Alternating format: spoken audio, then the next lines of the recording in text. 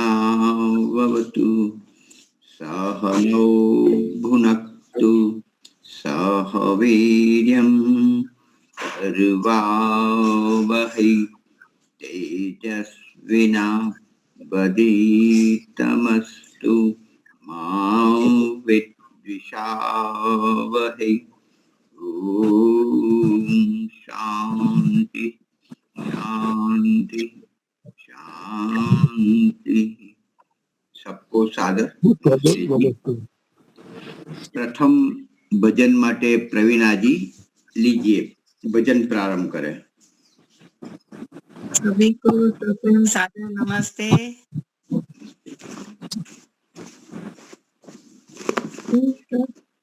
ईश्वर तुम ही दया करो, तुम बिना हमारा कौन है। दुर्बलता दीनता हरो, तुम बिना हमारा कौन है। माता तुम ही, पिता तुम ही, बंधु तुम ही, सखा तुम ही हमारा आसरा, तुम बिन हमारा कौन है।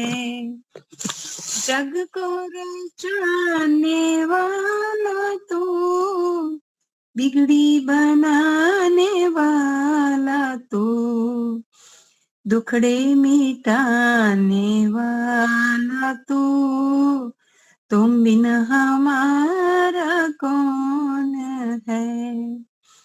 तेरी दया को छोड़कर कुछ भी नहीं हमें खबर, जाए तो जाए हम किधर, तुम बिन हमारा कौन है। तेरी लगन तेरा मनन, फकीरी तेरा भजन, तेरी ही आते हम शरण, तुम बिन हमारा कौन है। बालक है हम सभी तेरे, तू है पिता परमात्मा,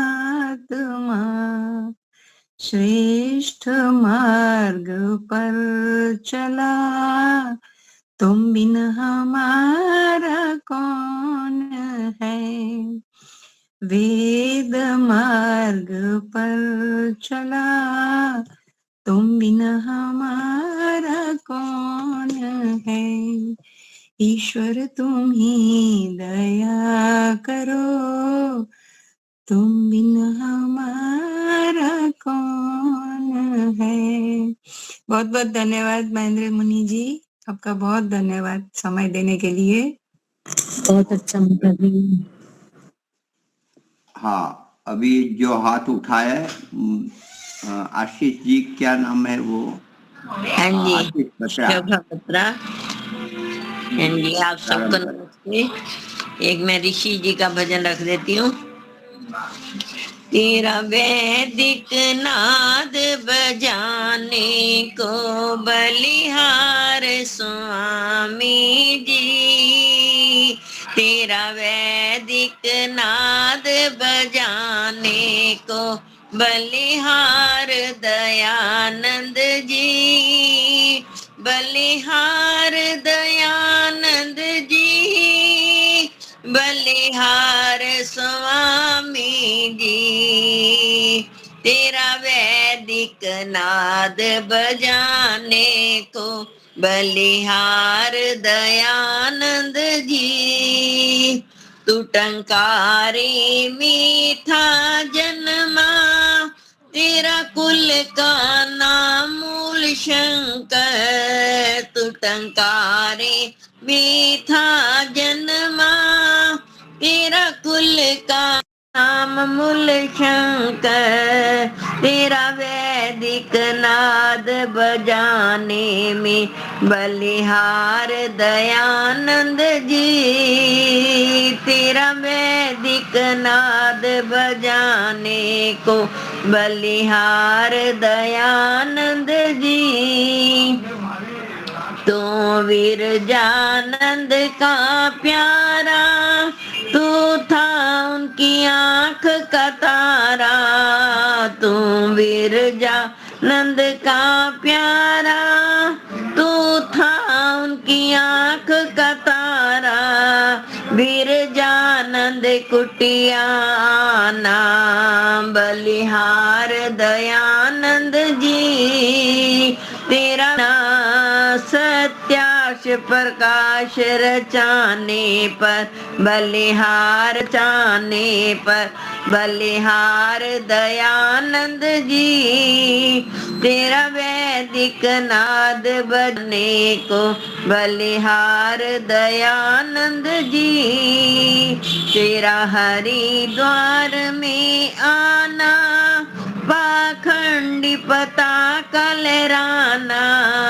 तेरा हरिद्वार में जाना, पाखंडी पताका लहराना। पाखंड ध्वजा फहराना, बलिहार दयानंद जी। पाखंडी ध्वजा फहराना, बलिहार दयानंद जी। तेरा जोधपुर में जाना, विष का प्याला पीना। तेरा जोधपुर में जाना, विष का प्याला पीना। तेरा क्षमा करके जाना, बलिहार स्वामी जी। तेरा क्षमा करके जाना, बलिहार दयानंद जी। तेरा वैदिक नाद बजाना, बलिहार दयानंद जी। बलिहार दयानंद जी, बलिहार स्वामी जी। तेरा पाखंडी ध्वजा फहराना, बलिहार दयानंद जी। तेरा बिरजानंद कुटिया जाना, बलिहार दयानंद जी। मैं देने के लिए बहुत सुंदर। आज के हमारे वक्ता है श्रुति जी। उनकी उपाधि है योगाचार्य एवं प्राकृतिक चिकित्सक, श्रुति साधिका। ठीक बोल रहा हूँ ना? हाँ, मैं ठीक तरह से लिख पाऊँ इसलिए। तो आपको निमंत्रित करता हूँ, आप प्रारंभ करें अपना वक्तव्य। जी धन्यवाद आदरणीय मुनि जी। दीपालिका जी बहुत बहुत साधुवाद आपको भी। सभी आर्यजनों को सादर नमस्ते। बहुत सुंदर कार्यक्रम और सुंदर भजन दोनों माताओं ने अभी हमें सुनाया। बहुत अच्छे भजन। ऋषि दयानंद जी महाराज को जितना हम याद करें उतना हमारे लिए कम है। नमन उन महापुरुष को जो अपना पूरा जीवन आहूत कर गए हमारे को सही राह दिखाने के लिए।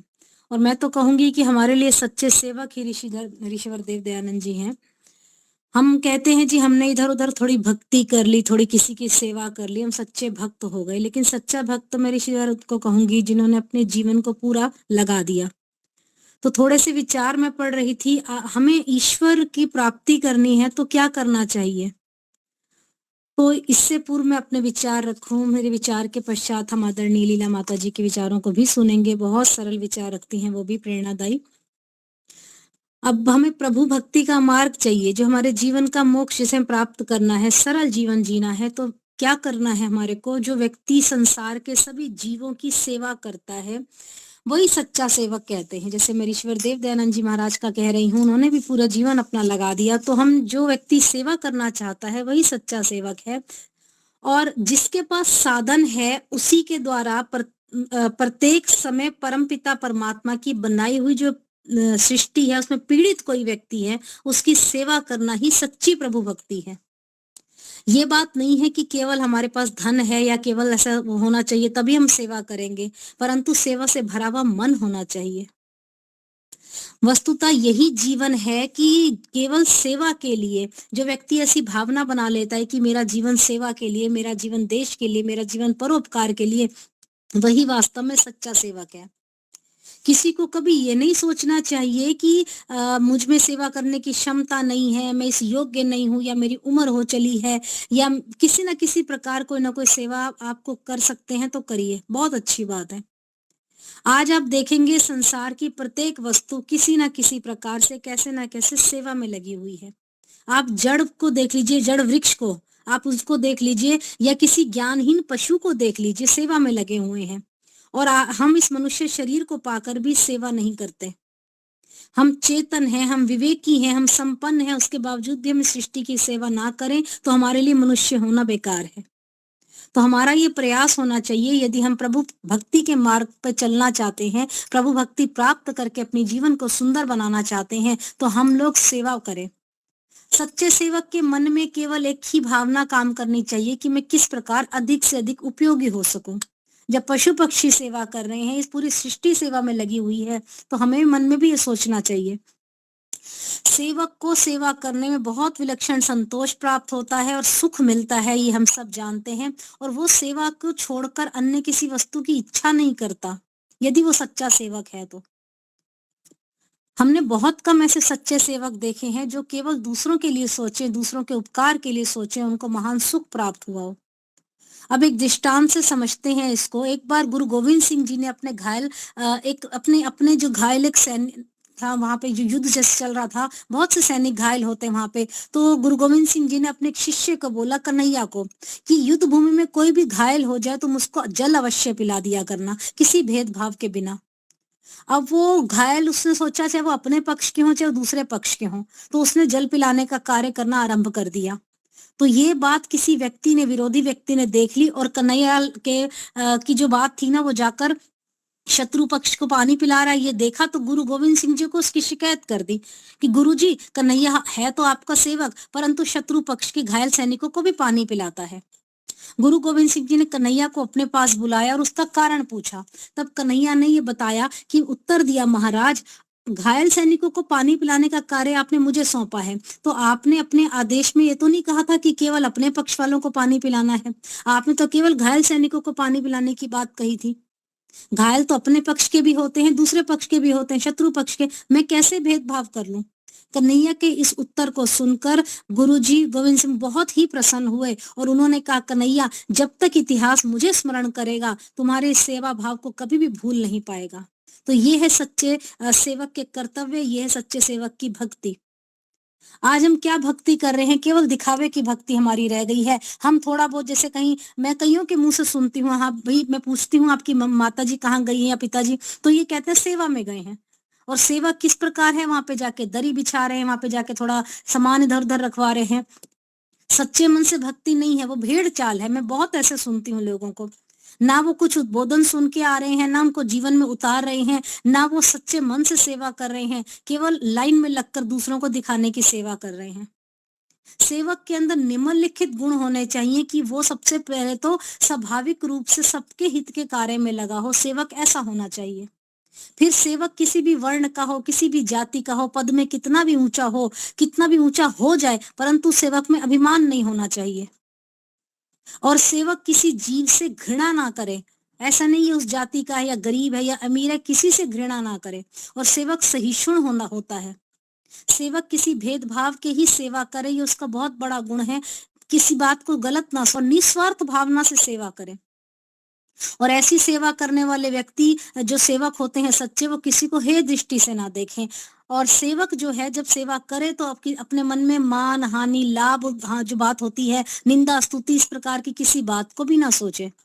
और कोई ऐसी बात हो जाती है कि वो इसकी प्रशंसा करे सेवक की, तो फूले ना समाये, ऐसी ना हो। और कोई बात ऐसी हो अपमान की, तो वो दुखी भी ना हो। ये सारे गुण उस सेवक में होने चाहिए, तभी वो सच्चा सेवक कहलाता है।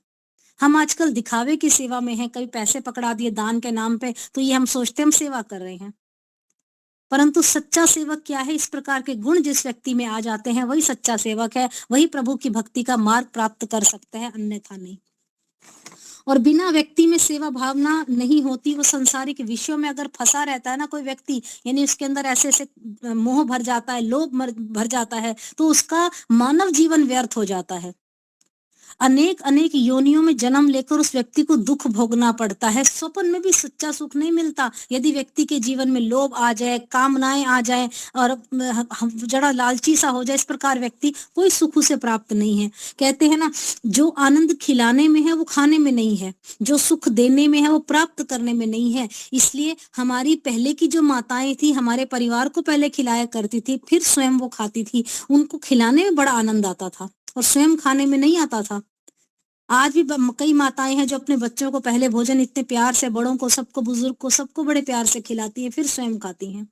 इस प्रकार की माता, जगदम्बा माता तो हमें पाल रही है, पल पल हमारी झोली भर रही है, परंतु हम उसका कृतिघन, उसका उपकार नहीं मानते हैं। अपने जैसे जीव का उद्धार करने का तो एकमात्र यही उपाय है कि प्रभु की शरण में जाए, मन वचन कर्म से सेवा भाव अपने जीवन में अपनाए, इस बात को अपने जीवन का अंग बना ले कि मुझे मन से, वचन से, कर्म से, मंचा वासा कर्मा, तीनों ही बातों से अपने आप को, जीवन को प्रभु की शरण में लगाना है। तो सेवा भाव अपने अंदर सच्चे मन से होनी चाहिए, केवल दिखावा नहीं होना चाहिए। और हमारे ऋषि मुनियों की हम बात करें, वो कहते हैं कि हमें बार बार विषय वासनाओं से वो बचा रहे हैं। हमें बड़ी शिक्षाप्रद बातें हमें ऋषि मुनि देकर गए हैं कि जीवन को विषय वासनाओं से बचाओ, ये दुर्लभ मानव जीवन आपको मिला है, इसको भक्ति में लगाओ। यानी कि मोह छोड़ दो, अहंकार छोड़ दो, क्रोध छोड़ दो, वासनाएं बातें छोड़ दो। डाकू रूपी जीवन इसका हमारा वैसा बन जाता है, जो ऐसा जीवन बनता है तो डाकू रूपी जीवन हमारा सब कुछ लूट कर ले जाता है। इसलिए ऋषि मुनि हमारे को विषय वासनाओं से बचने का रास्ता दिखाते हैं। वो कहते हैं अपने मन को विषय वासनाओं से हटाकर सच्ची भक्ति में लगाना ही, ये चेतावनी हमें वो देकर गए हैं। परंतु प्रभु भक्ति हमारी तभी हो पाएगी जब हमारी प्रार्थना सार्थक हो और हम प्रभु से प्रार्थना करते हैं कि हे प्रभु मुझ पर दया कीजिए, परंतु क्या हमने अपने छोटे किसी नीचे वाले व्यक्ति पे दया करी? कभी हमने मन में ये भावना रखी कि हमारा गुण प्रभु के गुण जैसा हो जाए, हमारे अंदर वो दया भावना आ जाए, हमारे अंदर अहंकार दूर हो जाए? ये प्रार्थना करी हमने? यह ऐसा स्वभाव बनाया हमने? यदि नहीं तो प्रभु से दया की याचना करना कोई अधिकार हमारा नहीं रहता इस बात पे, यदि हम ईश्वर से इस प्रकार की प्रार्थना नहीं करते और कार्य नहीं करते अच्छे। हम प्रभु को न्यायकारी कहते हैं, परंतु हम सदैव अन्याय कर रहे हैं, दूसरों के साथ गलत बात बोल रहे हैं। चाहे वो घर में काम करने वाली बाई हो, चाहे कोई हो, अपने से नीचे व्यक्ति को हम अन्याय उसके साथ कर रहे हैं। जीवन में पहले हम उस कार्य को जीवन में अपनाएं कि हम न्यायकारी हम भी तो बने, फिर हम ईश्वर से याचना कामना करें। ये प्रार्थना हमारी तभी सिद्ध होगी जब हम सच्चे मन से स्वयं इस कार्य को करें, तभी हमारा जीवन सच्चा जीवन होगा। हमने अपने मन को प्रभु भक्ति में लगाया, गंगा की सागर से छुड़ा दिया। मान लीजिए हमने अपने मन को प्रभु भक्ति की जो गंगा की सागर है उससे छुड़ा लिया, तो हम ओस की बूंदों से तृप्त होने करने की आशा को छोड़ दें कि हमारा जीवन सुंदर सरल हो जाए, इस आशा को छोड़ दें। कहते हैं ना, प्यासा पपीहा धुएं के समान बादलों को देखकर समझ लेता है और वहीं से वो उसको सोचता मुझे शीतलता मिल रही है। ना तो उसे जल प्राप्त होता है, ना ही उसको कहीं से शीतलता मिलती है, उल्टा धुएं से उसकी आंखें और खराब हो जाती हैं। अब ये दशा भी हमारे मन की इस तरह की दशा है, जैसे एक बाज अपनी चोंच मार लेता है ना कांच के फर्श पर, क्यों? अपने शरीर की छाया देखकर भूख से व्याकुल हुआ उस पर टूट पड़ता है और ये भूल जाता है कि चोंच मारने से उसकी चोंच ही टूटेगी। हमारा मन भी इसी प्रकार है। अतः मन भूल जाता है कि अविद्या के कीचड़ से बचकर परमेश्वर के जो परमेश्वर प्राप्ति के साधन है उसमें अपने जीवन को लगाओ। हम लोग परमेश्वर की प्राप्ति के साधनों में अपने जीवन को नहीं लगाते हैं, अपितु उल्टे उल्टे काम करके अपने जीवन को बड़ा ऐसा बना लेते हैं कि खाना पीना मौज करना यही हमारा जीवन है। अगर हमें थोड़ी सी सेवा भक्ति करनी है, ये सोचेंगे कि ये ईश्वर का बताया कार्य है, तो हम ये सोचकर कार्य करेंगे तो हमारे को ईश्वर प्राप्ति भी होगी, ईश्वर के साक्षात्कार होंगे। जो कार्य अभी हम करने का सोचते हैं उसका फल भी अभी हम पाना चाहते हैं। मान लीजिए कोई अच्छा कार्य किया, अभी हम कहते हैं उसका फल भी हमें अचानक चाहिए, और हमारा मन जो है, हमारी स्थिति हमारे जीवन की इस प्रकार हो जाती है जैसे एक बंदर होता है ना, अभी भी उसने आम की गुठली जाके जमीन में दबाई है और उसने अभी अभी आम की गुठली दबाने के बाद उसको आम उत्पन्न होने की आशा मिल गई। हाँ भी मुझे आशा है कि फटाफट आम आ जाए, मतलब हर काम उसका जल्दी का हो जाए। तो ये तो हमारा भ्रम है ना। और इसी कारण से, इसी भ्रम से तो हमारी सेवा और समर्पण का भाव अधूरा है। अपने जीवन में सेवा समर्पण का भाव लाना है तो अपने मन को समझाने का प्रयास करना है। सच्ची ईश्वर भक्ति करनी है तो सच्चे मन से, सच्चे कर्म से, अपने वाक्य भी हमारे ऐसे होने चाहिए, मुख से निकले ऐसे वाक्य कि वो सच्चाई हो उनमें। यानी हम सेवा भाव करें तो तीनों प्रकार से हम शुद्ध हों, पवित्र हों। अब एक छोटा सा दृष्टांत ये था कि दो व्यक्ति हैं, वो सेवा कर रहे हैं, समर्पण कर रहे हैं, साधना कर रहे हैं, सत्संग में बहुत ही व्यस्त हैं। उन दोनों तप वाले व्यक्तियों के पास एक देवदूत आता है और तप करने वाले पहले व्यक्ति पूछता है, देवदूत जी आप आए हैं हमारे पास, अब हमें बताइए मोक्ष कब मिलेगा।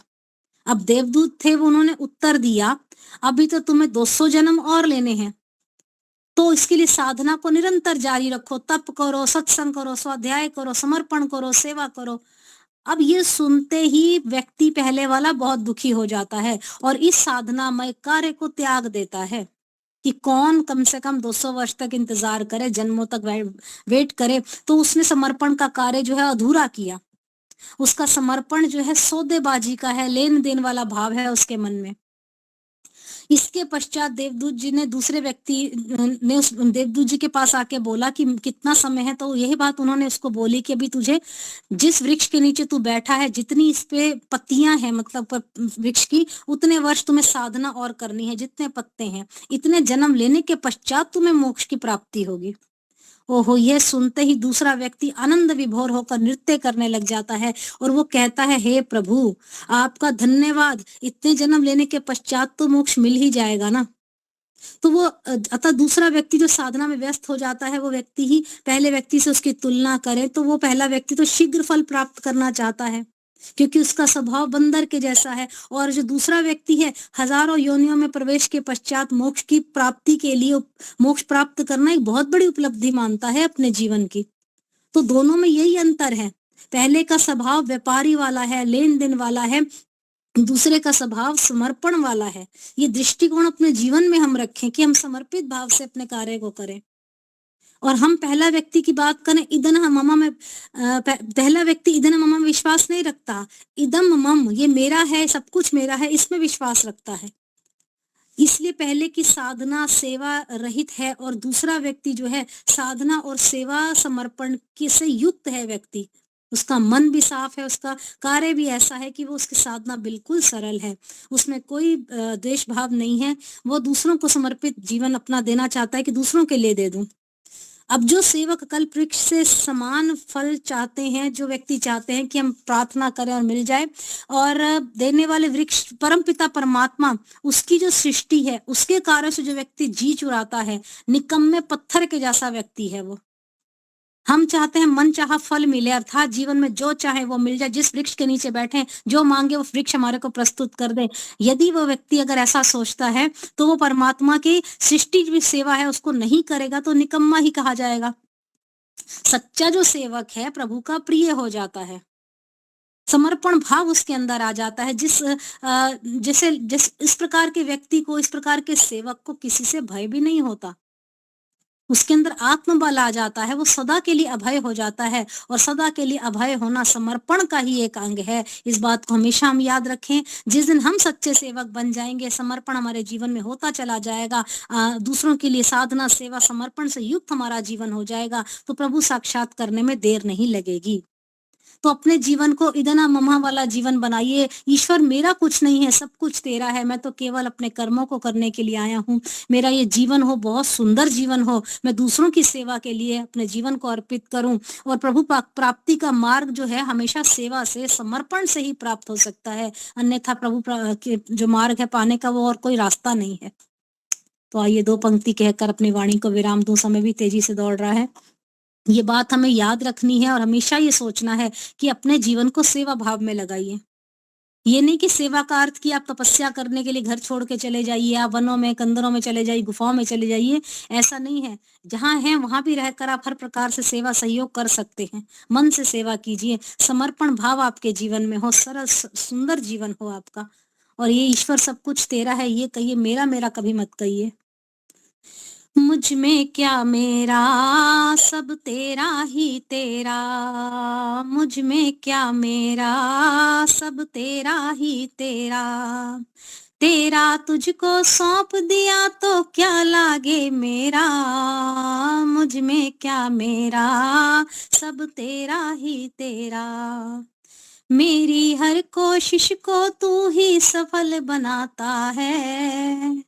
अंधियारे दुर्गम पथ पर भी साथ निभाता है। जीवन के दुश्वार समय को, जीवन के दुश्वार समय को तूने ही है फेरा। मुझ में क्या मेरा, सब तेरा ही तेरा। जितनी भी तारीफ करूं उतनी ही कम होगी। एक जरूरत बस तेरी हमको ही होगी। तूने ही पतवार संभाली, हाँ तूने ही पतवार संभाली जब दुखों ने घेरा। मुझ में क्या मेरा, सब तेरा ही तेरा। तेरा तुझको सौंप दिया तो क्या लागे मेरा। मुझ में क्या मेरा, सब तेरा ही तेरा।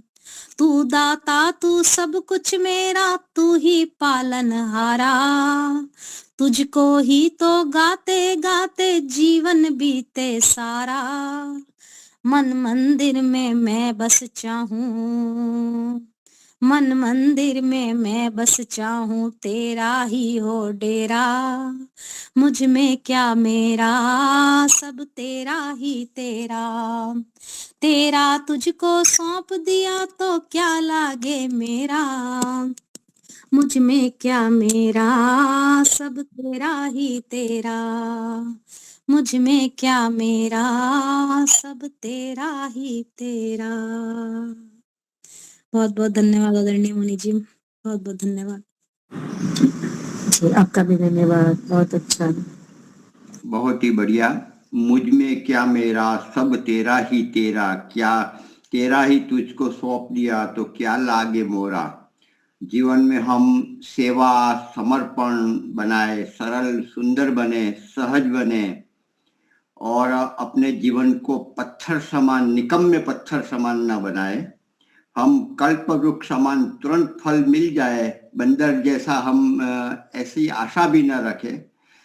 यथा समय ही फल मिलता है, उसके लिए साधना सेवा समर्पण आदि को जीवन में धारण करें। और सच्ची सेवा वास्तव में प्रभु सेवा है।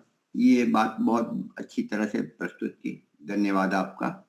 अभी हमारे वक्ता जो दूसरे हैं लीला बहन जी, जो हमारे अंतरराष्ट्रीय मेला में सब आए हुए थे, सब अभी उनसे धीरे धीरे धीरे उस आवाज से थोड़ा हल्के हो रहे होंगे, तो मैं उनको निमंत्रित करता हूँ। लीला बहन जी।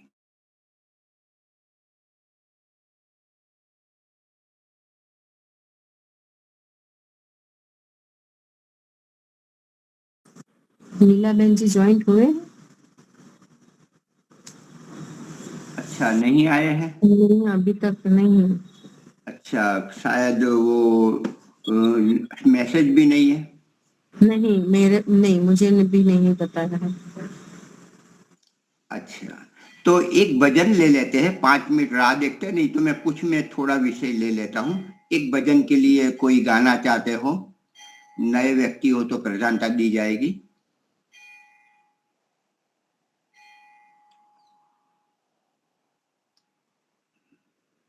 कोई लेना चाहता है भजन?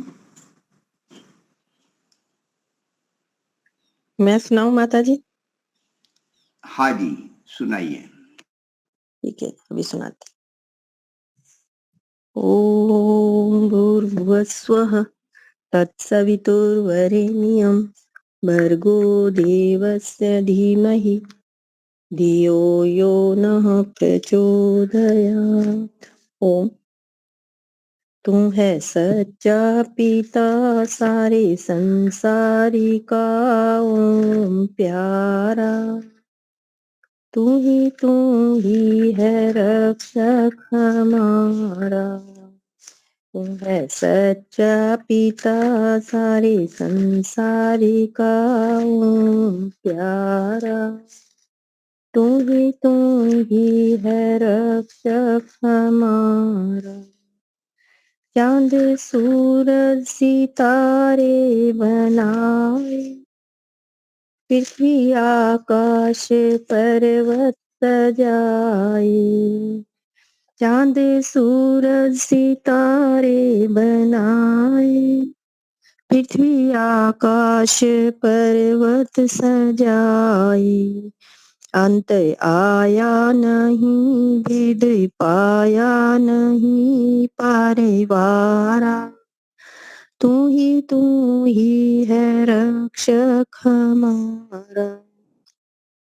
तू है सच्चा पिता सारे संसारी का ओम प्यारा। तू ही है रक्षक हमारा। पक्षी गणी राग सुंदर है गाते, जीव जंतु भी सर है झुकाते। उसको ही सुख मिला तेरी राह पर चला जो भी प्यारा। तू ही है रक्षक हमारा। तू है सच्चा पिता सारे संसारी का प्यारा। तू ही है रक्षक हमारा। पाप पाखंड हमसे छुड़ाओ, वेद मार्ग पर हमको चलाओ। लगे भक्ति में मन करे संध्या, विश्व ये सारा। तू ही है रक्षक हमारा। तू है सच्चा पिता सारे संसारी का ओम प्यारा।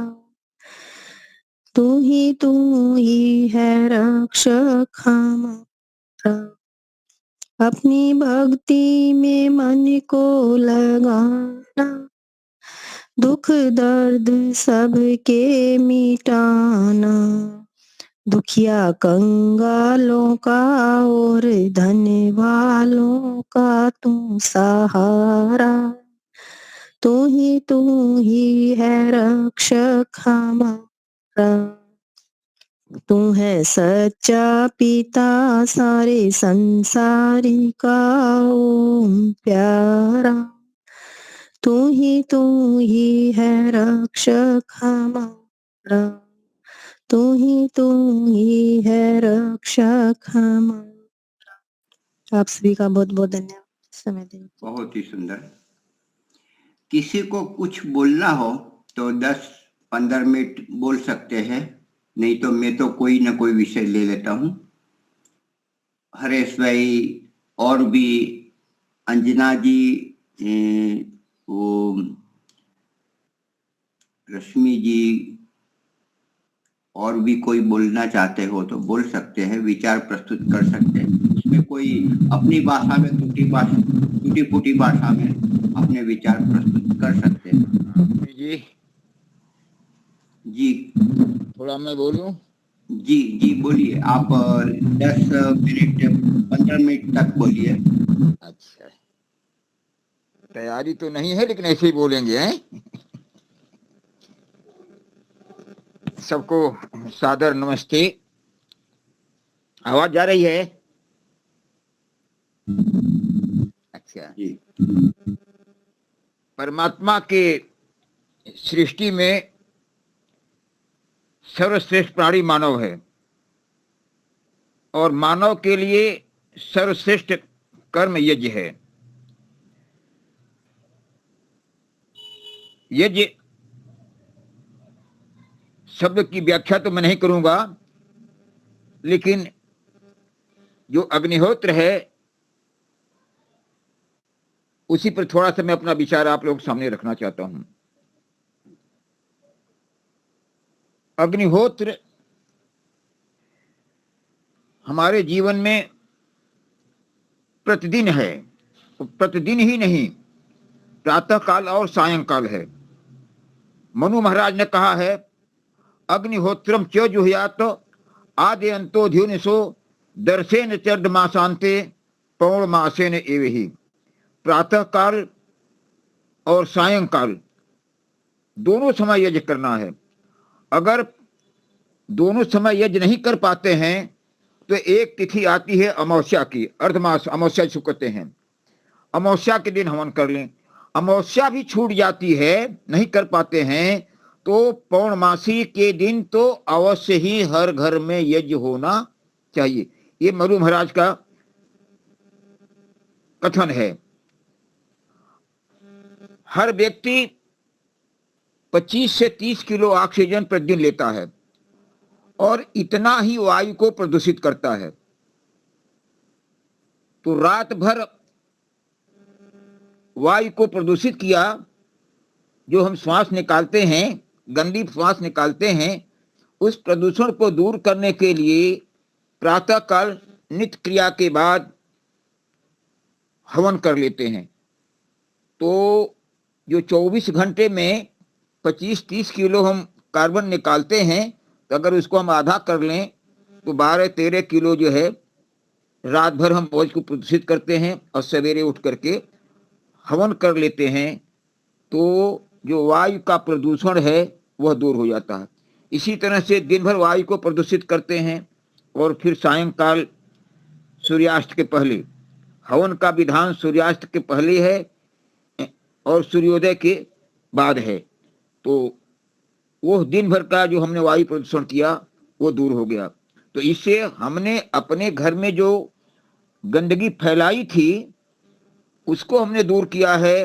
कोई किसी पर एहसान नहीं किया है, हमारी गंदगी है, हमने दूर किया और हमको भी लाभ मिला और पड़ोस को भी लाभ मिला। हवन की शक्ति के बारे में, हम इलाहाबाद के रहने वाले हैं और इलाहाबाद में एक, प्रयागराज हम कहेंगे, प्रयागराज में एक तहसील हड़िया तहसील रही है, वहां पर एक आयुर्वेद विद्यालय है।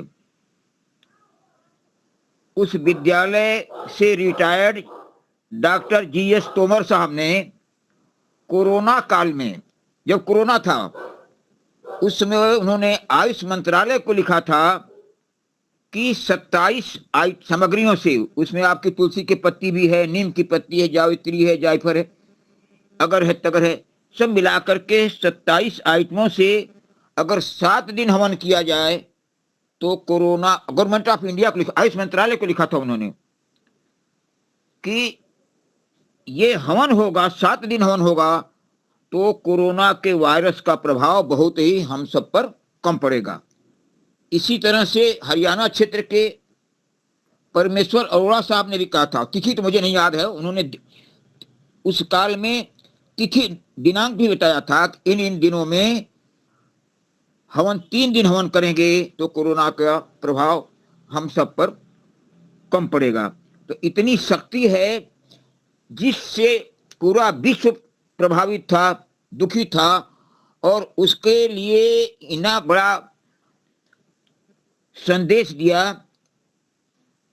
और उसी समय किसी विद्वान से मैंने सुना है कि हवन से वायु शुद्ध होता है, हवन से वायु सुगंधित होता है, हवन से अपने शरीर में जो रोगाणु हैं वह मरते हैं और पड़ोस के लोगों में जो रोगाणु हैं वह मरते हैं। और सबसे बड़ा लाभ होता है पर्यावरण का संतुलन। इतनी बड़ी दवा है जिसको आज हम समाज ने बिल्कुल भुला सा दिया है। इन्हें गिने लोगों में हवन होता है और आर परिवार में तो हवन होता है, बाकी लोगों को तो 12 महीने हवन नहीं होता है। एक प्रथा चलती है हमारे हम लोगों के बीच में, बर्थडे की, जन्मदिन मनाने की। जन्मदिन मनाने में भी लोगों ने अपनी विधा को छोड़ दिया है।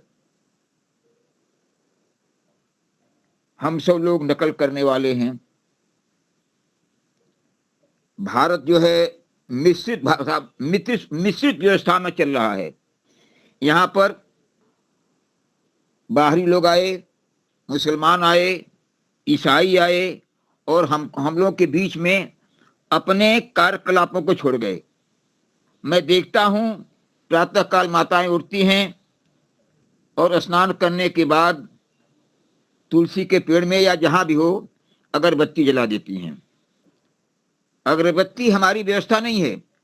अगरबत्ती तो मुसलमान लोग मजारों पर जलाते हैं, हमारे यहाँ अगरबत्ती की व्यवस्था नहीं है। दूसरी बात मैं और कहूं, जन्मदिन के समय में ये हिंदू परिवार बड़ी खुशी मनाता है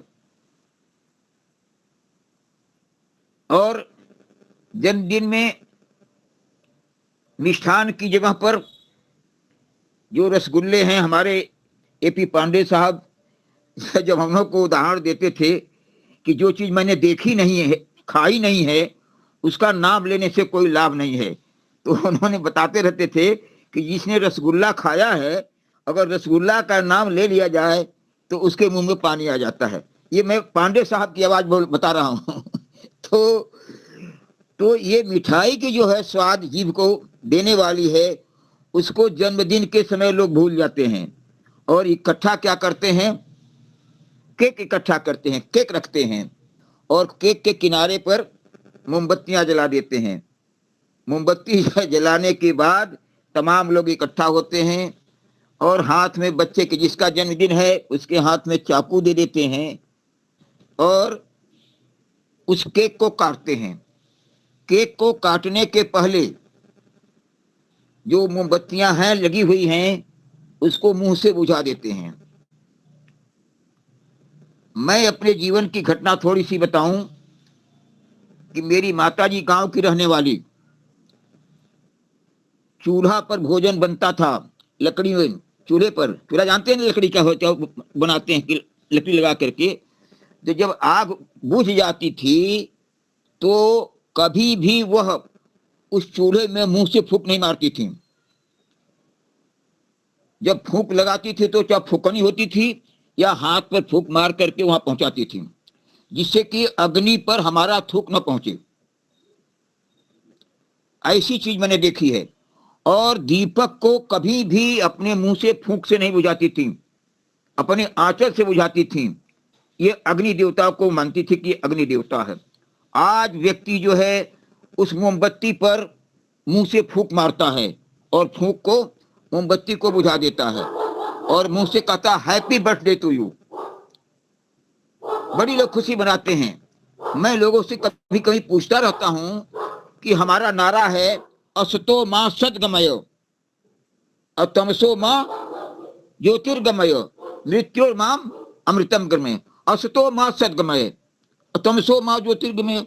जो है अंधकार है, अंधकार से हमको प्रकाश चाहिए। अंधकार जो होता है वो अज्ञानता होती है और प्रकाश जो होता है ज्ञान होता है। तो मैं यही पूछता हूं, बताइए जब प्रकाश को आपने हटा दिया तो बच्चे के जीवन में अंधकार ही आया, जो अज्ञानी हो गया। तो क्या अपने बच्चे को हम लोग अज्ञानी बनाना चाहते हैं फूंक मार करके, बुझा करके? तो लोग हंसने लगते हैं। हम कहे भाई ये बात बिल्कुल गलत है, फूंक मत मारिए। जबकि जब फूंक मारते हैं तो मुंह से शुद्ध अशुद्ध हवा और थूक उस केक कर पड़ता है, उसको बांट कर खा लेते हैं। तो ऐसी व्यवस्था आप लोग को करनी है। खूब खुशी मनाइए, केक काटिए, महंगा केक काटिए। और वहां पर मोमबत्ती की जगह पर, मोमबत्ती हमारी व्यवस्था नहीं है, मोमबत्ती ईसाइयों की व्यवस्था है। ईसाई लोग मोमबत्ती जलाते हैं, ईसाई लोग दीपक नहीं जलाते हैं। तो अगर हवन की व्यवस्था उस समय नहीं होती है, एक घी का दीपक जला दीजिए। और घी का दीपक लाइट है, प्रकाश है। हम लोग के सामने, आप लोग के सामने परमात्मा का रूप रहेगा, एक प्रकाश का रूप रहेगा। और जब घी का दीपक जलेगा तो वायुमंडल भी कुछ समय के लिए, उतनी दूर के लिए सुगंधित हो जाएगा। और खुशियां मनाइए, खूब खाइए और खिलाइए। तो आज हमारी व्यवस्थाएं, हमारे समाज के लोग अपनी व्यवस्था जो हवन है, हवन को लोग छोड़ दिए हैं और काम चलाते हैं अगरबत्ती से और मोमबत्ती से। तो ये मैं समाज की एक थोड़ी जो व्यवस्था चल रही है ये मैंने आप लोगों के सामने रखा। तो हवन जो है गीता में आया हुआ है, अन्नाद भवति भूतानि पर्जन्याद अन्न संभव यज्ञात भवति पर्जन्यो यज्ञ कर्म समुद्भव। यज्ञ से वृष्टि होती है और वृष्टि से अन्न उत्पन्न होता है और उस अन्न से सभी लोग सुखमय जीवन बिताते हैं। तो ये वर्षा है। और मनु महाराज ने भी कहा है, अग्नौ प्रत्याहुति सम्यक आदित्याम अनुष्ठिते आदित्यात जायते वृष्टि वृष्टिर अन्न ततः प्रजा। जब हवन करते हैं तो हवन जो है जो प्रभाव है हवन के समझा है सब जल करके वायुमंडल में पहुंचती है और वायुमंडल में सूर्य के रोशनी से सूर्य के तेज से जो नदियों में जल है, समुद्र में जल है, तालाब में जल है, ये वाष्प के रूप में वायुमंडल में पहुंचता है। वहां पर वाष्प है। और जब हम लोग घी की आहुति देते हैं तो ghee atoms can not be destroyed, कोई पदार्थ नष्ट तो होते नहीं है, केवल रूप ही बदल जाता है। तो वह घी जो है जब हम आहुति देते हैं तो परमाणु के रूप में हो करके वह वायुमंडल में पहुंचता है और वाष्प वहां पर है। तो ये हमारा घी जा करके वाष्प से मिल करके फिर थोड़ा गर्मी इसमें होती है और वहां पर वायुमंडल में जो चीजें हैं हमारी सामग्री है वह वर्षा के रूप में इसी धरती पर आती है और फिर अन्न पैदा होता है। तो एक किसान, हम लोग तो किसान के बेटे हैं, जो बांधों से पानी खेत में सिंचाई के लिए आता है, सिंचाई होती है, उस सिंचाई से जो अन्न पैदा होता है उससे बहुत ही पौष्टिक अन्न वर्षा से होता है। वर्षा वायुमंडल में जितने भी हमारे तत्व हैं, लाभकारी तत्व हैं, वो फसलों पर आते हैं और फसल वो जल से खेती भी अच्छी होती है और अन्न भी शक्तिशाली पैदा होता है। इस तरह से वर्षा जो होती है वो हमारे जीवन के लिए एक पौष्टिक आहार देती है। और जब हम लोग हवन कर लेते हैं, हवन करते हैं तो इकट्ठा राख होती है। कभी मैंने पढ़ा है काफी साल पहले, याद नहीं मुझे, एक कानपुर में एग्रीकल्चर इंस्टीट्यूट है, एग्रीकल्चर इंस्टीट्यूट, वहाँ के प्रोफेसर साहब ने बताया था कि जो हो हवन करते हैं, हवन की राख को खेतों में डाला जाए तो अन्न की उत्पत्ति अच्छी होगी और जितना पौष्टिक चीजें हम आहुति में देते हैं वो फिर मुझे मिलता है। और उन्होंने रास्ता भी ये बताया कि उस राख को जब खेत में सिंचाई होती है, नाली से पानी जाता है, तो जगह जगह उसको हम कपड़े में बांध करके रख देंगे तो धीरे धीरे भींगते भींगते फसलों को पहुंच जाएगा।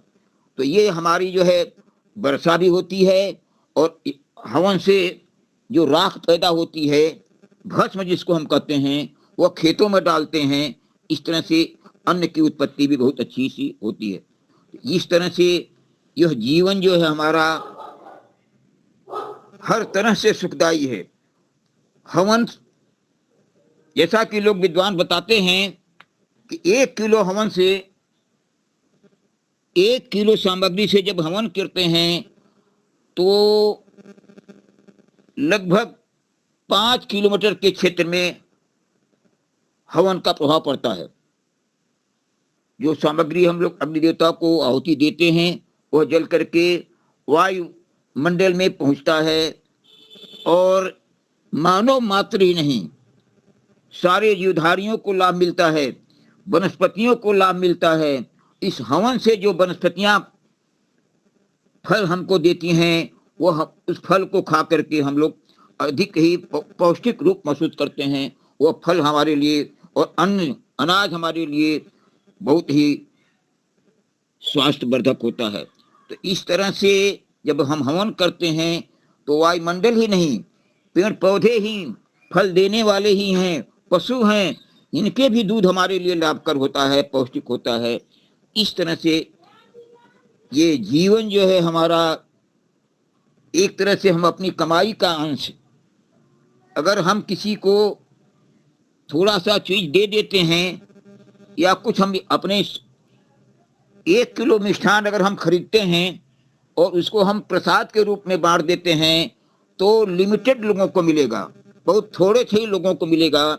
लेकिन 1 किलो से जब हवन कर देते हैं तो 5 किलोमीटर के क्षेत्र में कितने जीवधारी हैं, मानव है, पेड़ पौधे हैं, वनस्पतियां हैं, सारे जीवधारियों को मिल जाता है। इसीलिए कहा जाता है यज्ञो वै श्रेष्ठ तम कर्म, यज्ञ जो है सर्वश्रेष्ठ कर्म है और इसको अपने जीवन में हमें धारण करना है। प्रतिदिन जो घर में माताएं हैं या इस तरह से रोज झाड़ू घर में लगाती हैं, उस तरह से हम लोग हवन भी घर में कर लेते हैं। तो कोई आसान की बात नहीं है। इन्हीं शब्दों के साथ मुनि जी बहुत बहुत धन्यवाद आपको, थोड़ा आपने समय दिया, मैंने अपने विचारों को दिया। अच्छा, बहुत बहुत धन्यवाद शंकर जी, धन्यवाद धन्यवाद। बढ़िया, 10 मिनट में ले लेता हूँ।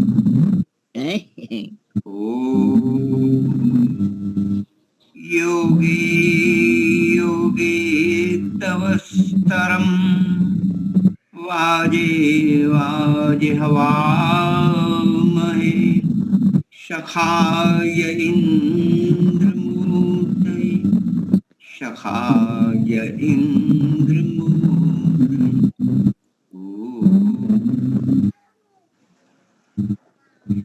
स्वस्थ रहना, रोग मुक्त रहना हम सभी का, अर्थात हम मनुष्य मात्र का विशेष अधिकार है, क्योंकि हमारे पास विकसित मन है, बुद्धि है, हमारे पास विवेक है।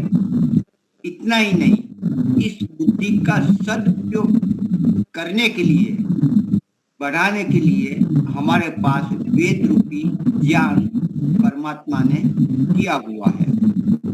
स्वस्थ रहना, स्वस्थ रहना मतलब आयुर्वेद बोलता ही है, स्वस्थ व्यक्ति कौन है? जो अपने आप में स्थित रहे, चंचल रहित बना रहे, जो करना है वही करे, वात पित्त और कफ समानता में रखे, अपने इंद्रिय अपने वश में रहे और शुभ कार्य में अपना समय और ये शरीर प्रदान करता रहे, कृतज्ञता व्यापन भी करता रहे, उसे स्वस्थ कहते हैं। स्वस्थ रहना हमारा जन्मसिद्ध अधिकार है, जो कि विशेष हमें साधन प्राप्त हुए हैं, प्राप्त करवाए हैं। परमात्मा ने एक करुणा के रूप में हमें प्रदान किए, उनके बदले में कोई भी किसी भी प्रकार की फीस नहीं रखी। ये शरीर हमारा नहीं है, परमात्मा का दी हुई बख्शिश है, उनको संभालना है, हम संभालने वाले हैं। अपना शरीर नहीं है तो संभालना अनिवार्य है। यदि नहीं संभालते हम पापी है, हम हिंसक है, हम यदि इसका दुरुपयोग किया, सुरक्षित नहीं रखा, तो ये पुनः हमें प्राप्त नहीं होगा। स्वस्थ रहने के लिए, रोग मुक्त होने के लिए, रोग से दूर रहने के लिए हमारे पास कुछ ऐसे मुख्य द्वार है शरीर के, उसको हम जाने और उसका ठीक उपयोग कर लें। तो पहले मैंने कल या परसों मैंने जो बात कही थी कि हम शरीर की सुने, शरीर की आवाज सुने, शरीर के संकेत सुने, मुझे भूख है या नहीं। संध्या में हम वाक मैं वाणी बोलूं, कैसी वाणी बोलूं, यथार्थ बोलूं, सार्थक बोलूं, सुनने वाला हो तब बोलूं, जैसा मन में है वैसा ही मैं प्रकट करूं, सत्य को प्रकट करूं, प्रियता से प्रकट करूं, अच्छे भाव परोपकार सेवा से प्रकट करूं। ये सारा वाक करके हमें सोचना चाहिए। ऐसे प्राण शक्ति। तो मैं मुख्य विषय पर आ जाता हूँ क्योंकि समय कम है। 5 जो मुख्य द्वार है उसको हम संभाल लें। तो क्या 5 द्वार है? पहला द्वार मुख्य नाभि है। नाभि से हमारा शरीर स्थित होता है, नाभि से हमारी चेतना शक्ति स्थित होती है, नाभि से ही, नाभि के द्वारा ही संबंध स्थापित करते हैं। माता पिता द्वारा हम हमारा प्रवेश नाभि के द्वारा ही होता है, स्थापन वही होता है। प्राण का स्थापन, शरीर का स्थापन और हमारी चेतना शक्ति का, आत्मा का स्थापन भी ये नाभि ही केंद्र है और उसी से हमारा पालन पोषण वर्धन आदि होता है और पूर्ण रूप से परिपक्व होकर 9 मास में फिर हम बाहर आते हैं। तो मूल केंद्र हमारा नाभि है। नाभि बिगड़ा, केंद्र बिगड़ा, सब कुछ बिगड़ जाता है। जहाँ से हमारा स्थापन होता है, प्राण, शरीर, भावना, श्रद्धा और अपनी चेतना शक्ति का, ऊर्जा शक्ति का, उसी से जब हम बढ़ते हैं, उसी से स्वस्थ रहते हैं और उसी के केंद्र के विमुक्त होते हुए हमारा विदाई भी इसी स्थान से होता है। यह मूल जब धीरे धीरे क्षीण होता है, बिगड़ने लगता है, तब हम इस शरीर से विदाई लेते हैं कि शरीर अभी कुछ कर्म करने के योग्य नहीं बना, तब प्रभु उससे वापस ले लेते हैं, आत्मा को शरीर से पृथक कर देते हैं, मतलब मूल से वो निकाल देते हैं। तो ये मुख्य द्वार हमारा जो नाभि है, नाभि केंद्र को सुरक्षित रखे।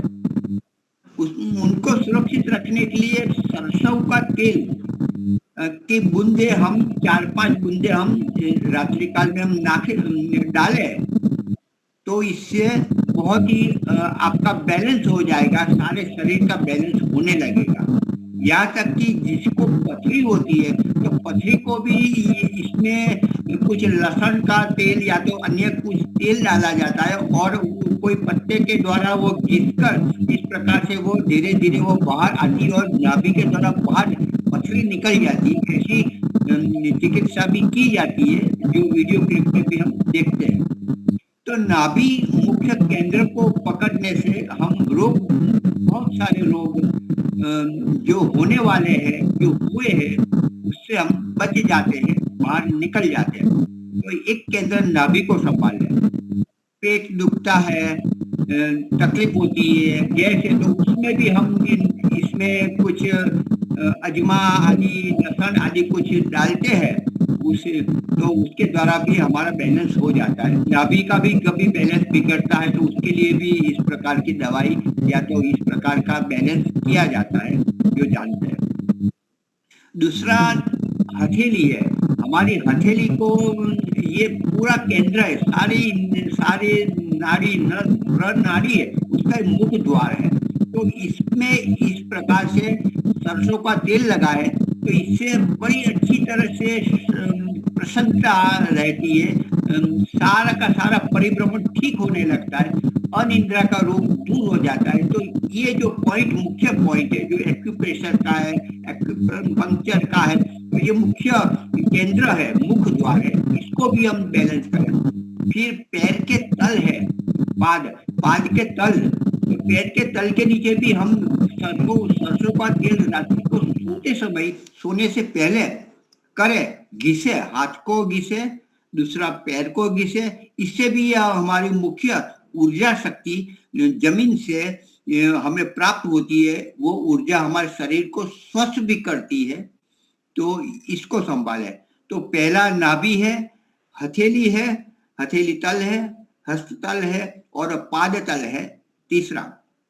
अभी चौथा, तो चौथा हमारा कर्ण है, कान। कान में जब सरसों का तेल बूंदे डालते हैं तो ये मगज तक, मस्तिष्क तक पहुंचता, मस्तिष्क शांत हो जाता है, विचार का वंटो, विचार का तूफान आता है, वो भी उसका शमन हो जाता है और अच्छी नींद आ जाती है। जो तनाव, स्ट्रेस था, उससे भी बड़ा लाभ होता है। तो तीसरा है, कान में हम सरसों का तेल डाल सकते हैं, डालना चाहिए रात्रि काल में। तो इस प्रकार से पांचवा में भूल गया हूं तो हाँ, ये ब्रह्मरंध्र, यहाँ इस तल में भी, यहाँ भी ऊपर का, यहाँ की ऊर्जा, बाहर की ऊर्जा यहाँ से प्रवेश होती है, तो ये स्थान है, तो उसको भी हम संभाल लें।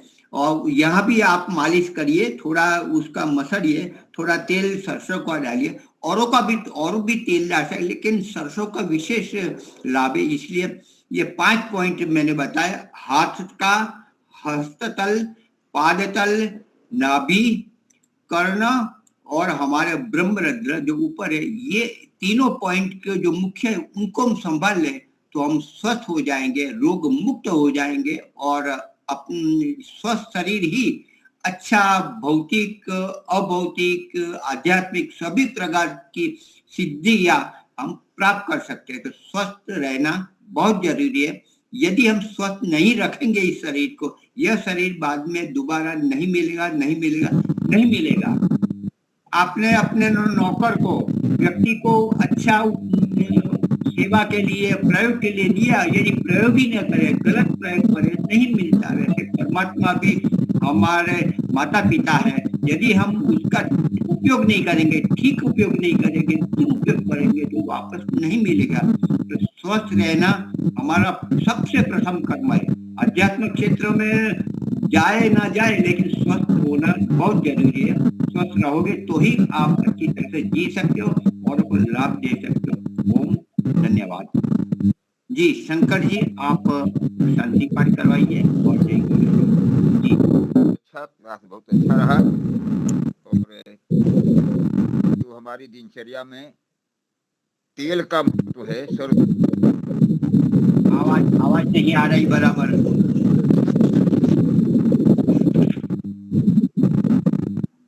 आवाज, हाँ बोलिए बोले, आवाज आ रही? हाँ,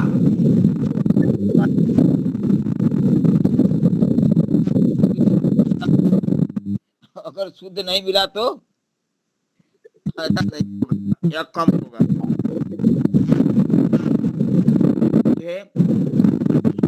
शांति पाठ से पहले शांति पाठ।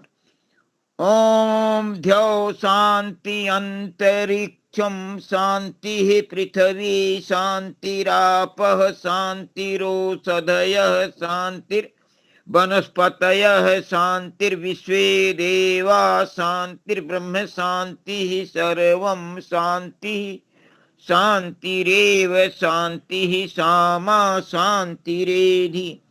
ओ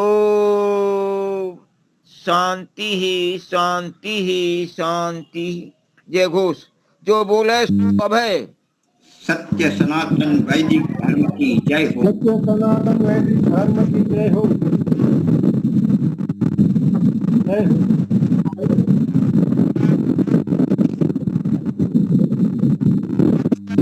आवाज नहीं आ रही है। आवाज नीचे आप नीचे जरा रखिए माइक के पास।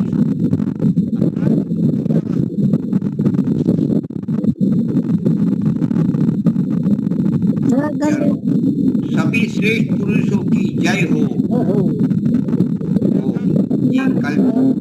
झंडा ऊंचा रहे, हमें प्रकाश मिलता रहे, वेद की ज्योति जलती रहे। ध्वनि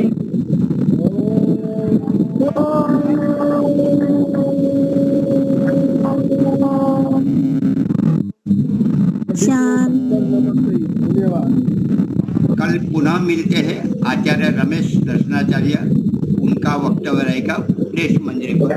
मिलते हैं कल।